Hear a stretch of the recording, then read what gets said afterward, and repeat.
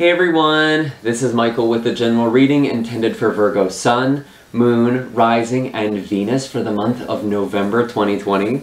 I do hope that this video finds you well and in relatively good spirits. I'm gonna be honest, the astrology this month is no joke. We have 3 planets that are going to be going direct this month, as well as the start of an eclipse season, that is going to be happening on November 30th. We have a full moon eclipse in the sign of Gemini. So that's really, really interesting, and it almost makes it feel like 2020 is kind of ending on a big note.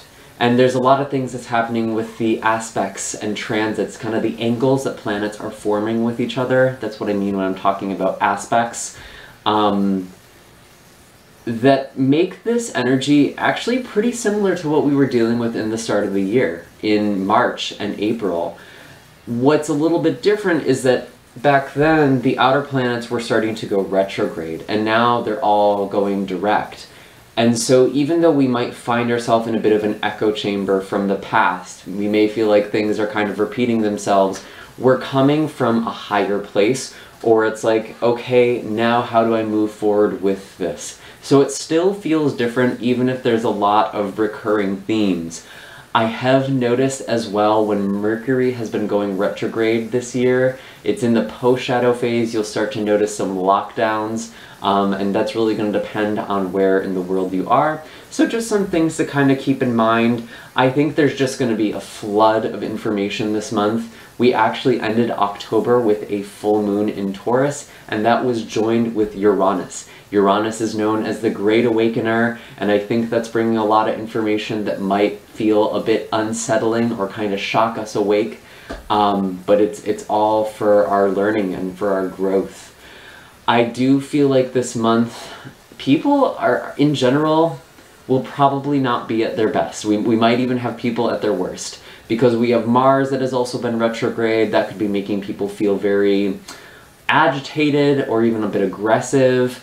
So it's important to kind of watch your own temper and maybe to be mindful of that in the people around you as well.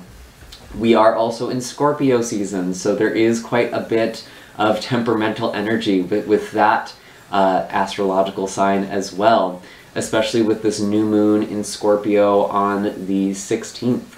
For you, Virgo, this is really going to be affecting our communication and our mind. And I almost get the sense that some of you, you're going to need to shift your way of thinking. And maybe that's what this message is about, using your head to live with your heart. I actually poured some tea for myself right before I sat down to do your reading, and I got this little fortune for us. I am a Virgo as well. Is that going to show up? Yeah, so use your head to live with your heart. And that just feels kind of like a cliche line that Virgos need to hear from time to time. I think a lot of the time we try and explain or rationalize the things we want and almost convince ourselves that we don't want them. And then later we kind of regret some of the decisions we make. At least sometimes I do as a Virgo. And I've learned that instead of trying to talk myself down from something, I just have to accept that I'm probably going to go for it, and my time is better spent trying to figure out how to strategize, getting what I want or doing what I want. So maybe that's a message for some of you this month as well. And I think with this new moon in Scorpio, there could be a new message coming in that's changing your perspective on things or bringing in new ideas. Again, it could just be sort of this perspective shift. It's always really interesting when you're kind of dealing with a Mercury sign. We're very ruled by the mind, and we've been super affected by this Mercury retrograde as well. And I know that people get a little nervous around Mercury retrograde seasons, and I actually find that it's the post-shadow phase that we're going to be into this month, where you're playing a lot of catch-up, and there's a lot of rude awakenings, things that kind of slipped under the radar before, or kind of were happening in the background, become really obvious to us.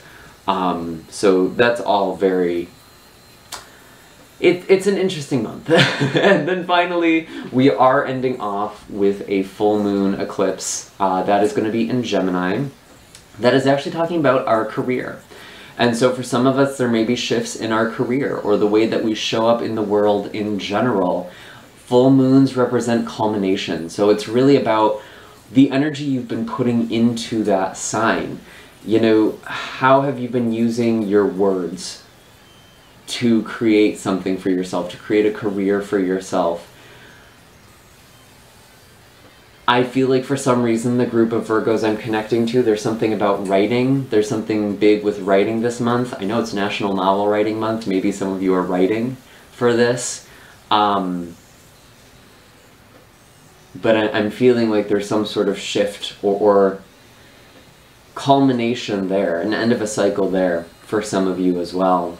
And with Neptune going direct in your opposite sign, there is the possibility for spiritual partnership with Neptune going direct in Pisces. However, it also makes me wonder if there could be a lot of confusion coming up for those of you who are in relationships, or those of you who are single and looking for love. You might not be trusting yourself or might not be trusting other people, because Neptune can kind of be a slippery energy. It can be a bit confusing and kind of cast a haze over our lives wherever it's affecting us. So just some things to be aware of. It's definitely an interesting month. It might be challenging, to be completely honest with you. I'm sure there's going to be a lot of surprises and unexpected announcements that are happening for people, whether that's for the collective or just in our personal lives. So beware. I do have a list of all the dates of the aspects and transits I mentioned, and I will be mentioning them throughout the reading as well. That is available in the blog post down below. I do also have all of my links for personal readings and Reiki sessions there as well. And I may be taking some time this month, to be honest with you. I'm not really sure when. I actually think I might just take down my schedule after recording this, but it never hurts to check. And I'll probably be back up in the next couple of weeks or so. I'm just kind of following spirit and listening. I think that's kind of what we have to do during these times. We really have to be paying attention and kind of responding. Anyways, what are the messages for Virgo? Sun, Moon, Rising, and Venus for the month of November 2020. Show me clearly.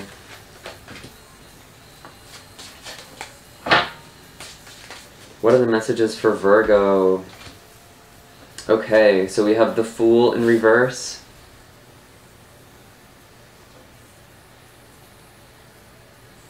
Some of you may be feeling a little accident prone in your day-to-day life, or a little clumsy, to be totally honest with you, not really paying attention. I know for Mercury retrograde, I have just felt like I'm kind of walking on a cloud, or just that's not what that means, like kind of walking in a haze. And whenever Mercury does something, as Virgos, we are very affected by whatever it's doing, if it's retrograde or what signs it's in. It's our ruling planet after all. And I think for some of you, there actually could be this tendency to be a little disconnected from your body. And you might be bumping into things a lot, or you might accidentally injure yourself.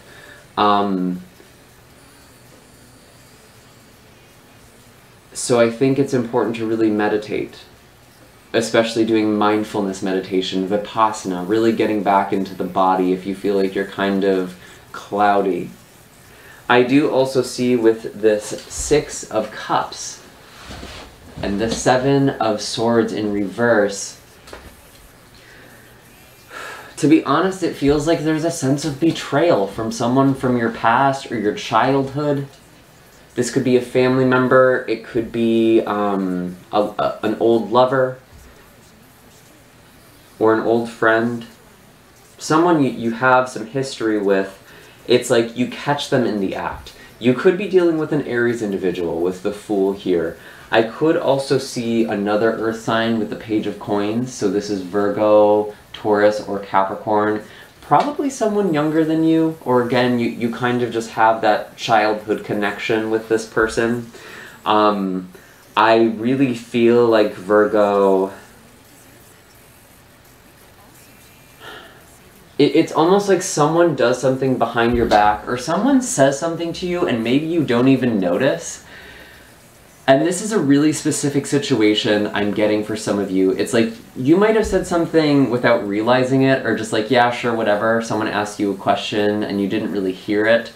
And they went and did something, and then you find out about it and you're like, why did you do that? And this person is just responding, I already asked you. And it seems like you almost feel like this person should have known better or should have asked you more questions. Like, somehow something just fell off your radar, which is really interesting for Virgos. Usually we're paying attention to all the little details. Maybe we were so caught up in other things that we didn't even realize something that was happening right in front of our face. Just saying. I do feel like, Virgo, you are actually in the process of learning something. Starting off this month with the Page of Coins, you might be learning a new skill, you might be going to school for something. When I think of the Page of Coins, it's like someone who's learning something to build a future for themselves. So this could be yourself or an energy that you are connecting with. And I feel like maybe this is part of that distraction. Interesting. Is there anything else for Virgo here? Let's clarify some of this energy. The Fool in reverse with the Ten of Wands in reverse. Yeah, you had too much going on, Virgo, or you have too much going on at the start of the month. Be really careful with this. Even though Mercury is technically going direct on the 3rd, I want to tell you all to really just be sure to not overwhelm yourselves or take on too much. If you're feeling overwhelmed or you're trying to get a lot of things done and you're just rushing to get things done, you could be shooting yourself in the foot, because you could be walking into a situation where you're just going to create more work and stress for yourself than if you just gave yourself more time. So really take your time this month. Really pay attention to details, really pay attention to the people around you as well, because I am seeing with the Seven of Swords, you do catch something that was kind of sneaky or deceptive or something you just didn't notice before, and again, it feels connected to this Six of Cups, something or someone from childhood or from your past. Maybe this is someone who you had forgiven before, and I feel like, Virgo, you are feeling a little backstabbed by this person again. So that's really interesting. Let's actually pull an animal card here, and then we're going to look and see where all of this energy is going. What is the animal wisdom for Virgo for the first half of November?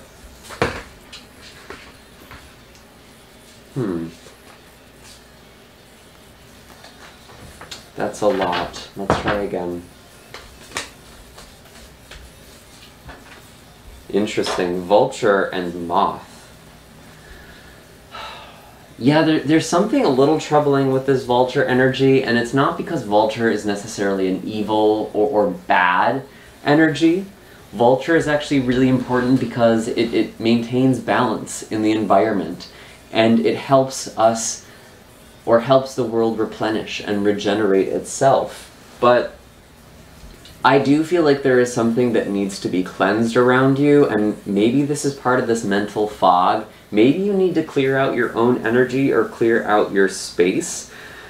I do feel like, Virgo, there's this sort of sense of like a vulture circling overhead, and there's kind of this sense of anxiety or dread or doom, and gee, I wonder what's going on in November that could be making people feel that way. I'm sure this is going to be something in the collective for a lot of people as well.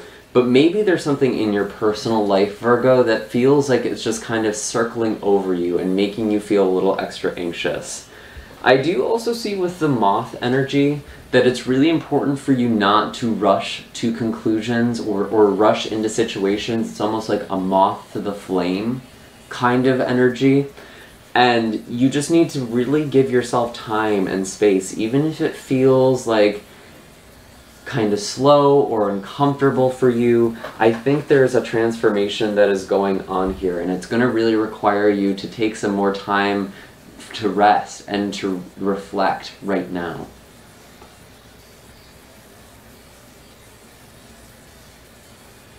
It's almost like the more you try and escape this sort of fogginess or this cloudiness, the more you get into it. And instead of trying to push through it or work through it, I think it's just important to be like, okay, I clearly need to slow down right now and give myself some time or rest, because I don't know, I feel like some of you are actually a little bit accident prone. That's really interesting.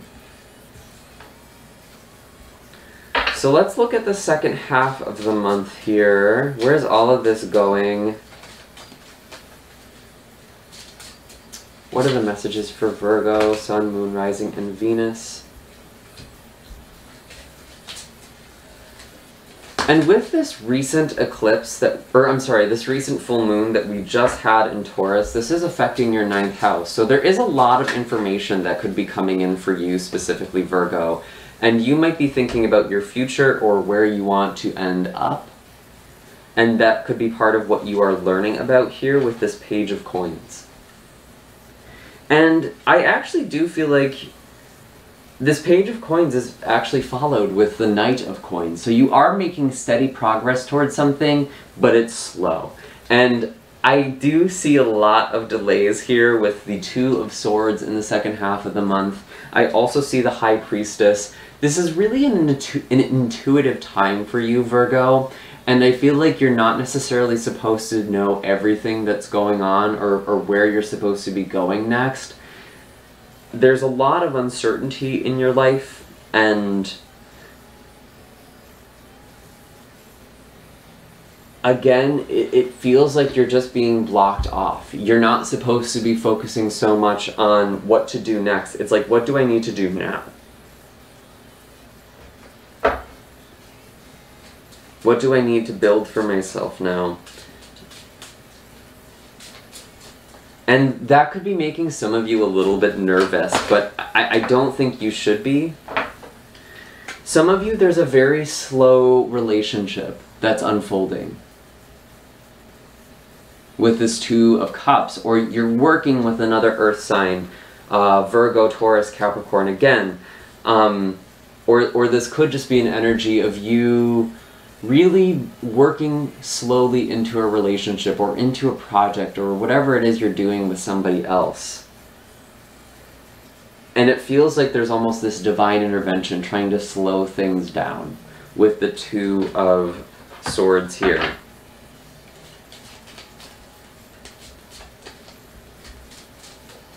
It's like you're supposed to be working on something without necessarily making a huge commitment right now. Yep, I knew it! I knew this Nine of Swords was going to come up. This is making you anxious. And I actually think you're supposed to be sitting with this energy, and especially around that Gemini eclipse towards the end of the month. Gemini energy can be a little nerve-wracking, especially for Virgo.